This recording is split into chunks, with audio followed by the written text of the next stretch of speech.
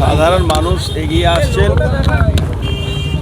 ভারতবর্ষে হিন্দুদের বাঁচতে গেলে, পৃথিবীদের হিন্দুদের বাঁচতে গেলে ভারতীয় জনতা পার্টির মেম্বার হতে হবে বলে নিশ্চিতভাবে একটা মানসিক বল, মানসিক সাপোর্ট পাওয়া যাচ্ছে। বিশেষ করে আজকে পশ্চিমবাংলা পাশেই পূর্ব বাংলাতে যে অবস্থা চলছে, হিন্দু নিধন হচ্ছে, সেখানকার জন্যে ভারতীয় জনতা পার্টি যখন যেভাবে লড়াই দিচ্ছে, কালকেই আমরা পেট্রাপোল বর্ডারে যাব।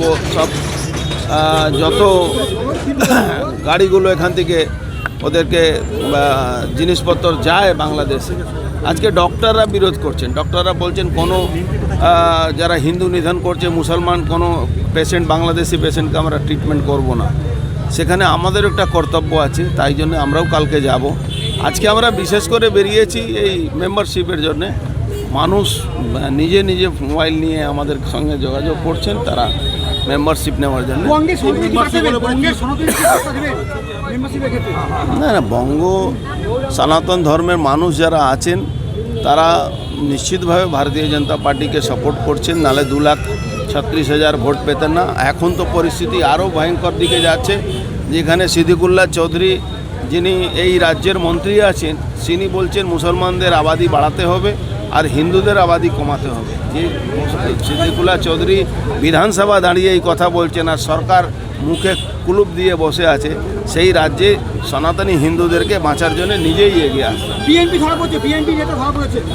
এখানে মেটিয়াব্রুজ, কলকাতাতে আপনি কিড স্ট্রিট ধরুন, পার্ক সার্কাস ধরুন, পার্ক স্ট্রিট ধরুন, এইসব এলাকাতে ব্যাপকভাবে ওই বাংলাদেশের যারা জঙ্গিরা আছে, বিএনপি সদস্যরা আছে, তারা ঢুকে গেছে। জঙ্গিরা আত্মগোপন করে আছে, এখান থেকে ফান্ড কালেকশন করছে, এখান থেকে আর্মস কালেকশন করছে, এখান থেকে ড্রাগস নিয়ে যাচ্ছে। ওখানকার যারা মুসলমানরা যারা ইসকনের উপরে হামলা করছে তাদেরকে ড্রাগ অ্যাডিক্ট বানিয়ে দিয়েছে। যেরকম আপনারা জানেন পাকিস্তানে আতঙ্কবাদীদেরকে সবসময় ড্রাগ অ্যাডিক্ট বানিয়ে এইসব ঘটনা করানো যায়।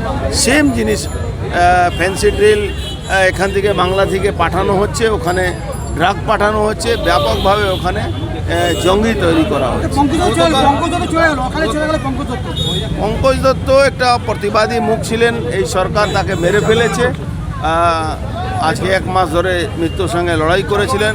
ওনার ব্রেন ও স্ট্রোক, মাল্টি অর্গান ফেলিওর হয়ে গেছিল। পশ্চিমবাংলা মুখ্যমন্ত্রী একটা জিনিস মানুষকে বুঝতে হবে, ওনার বিরোধিতা করলেই আপনাকে মৃত্যুবরণ করতে হবে। তা সত্ত্বেও পঙ্কজবাবু যেভাবে লড়াই দিতেন, যেভাবে মানসিকভাবে লড়াই করতেন, যেভাবে মানুষ কাছে নিজের কথা তুলে ধরতেন, তার তিনি নিশ্চিতভাবে মৃত্যু হয়েছে, কিন্তু আমরা বলবো তিনি বাংলাকে একটা নতুন দিশা দেখিয়ে ডাকা হচ্ছিল রাজ্য সরকারের বিরুদ্ধে বলার জন্য। আপনি যে